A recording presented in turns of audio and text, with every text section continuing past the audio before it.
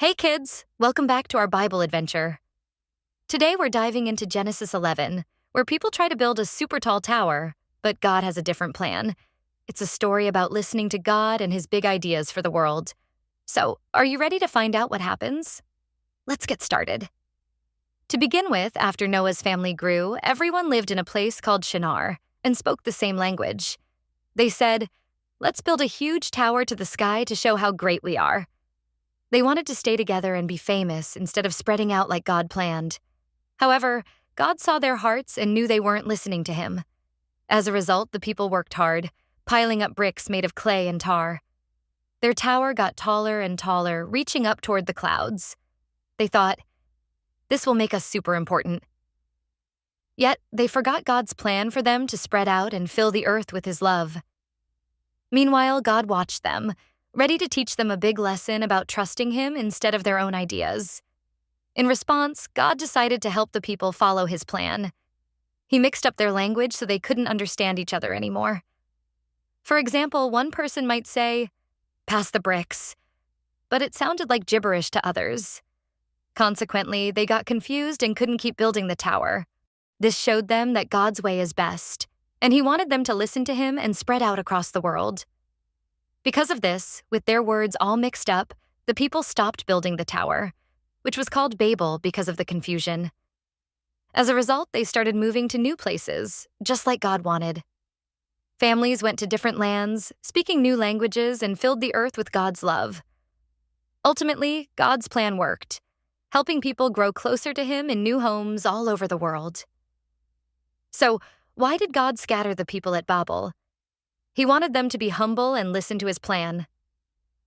The people were proud, wanting to stay in one place to be famous.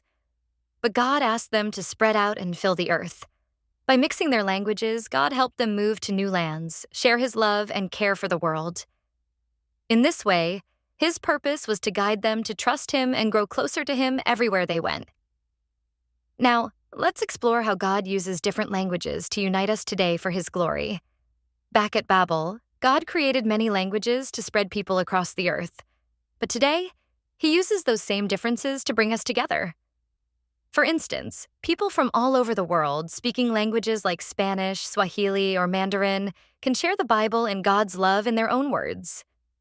Missionaries translate God's word so everyone can understand it, uniting us in faith. At big Christian gatherings like worship concerts or church services, people sing and pray in many languages, all praising God together. This shows that God's love is bigger than any language barrier. By embracing our different languages, we celebrate God's creativity and share his glory with everyone, everywhere. Moreover, Genesis 11 says God gave people different languages at Babel to spread them out. Smart people who study languages, like Lyle Campbell, David Crystal, and Merritt Ruhlen, found that all the ways we talk today, like Spanish, Chinese, or English, come from older languages that split apart long ago. It's like a big language family tree. Although they don't know exactly how it started, the Bible tells us God made languages different at Babel. Therefore, we trust God's word that he planned for everyone to share his love in their own special way, no matter how they talk.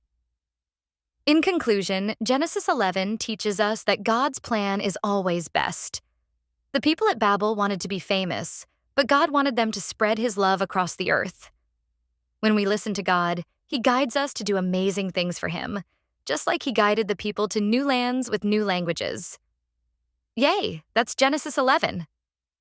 God helped people follow his plan with new languages and new homes. Now, think about one way you can listen to God, like praying or being kind, and share it with someone at home. See you next time for our Bible adventure. Like, subscribe, and catch you soon.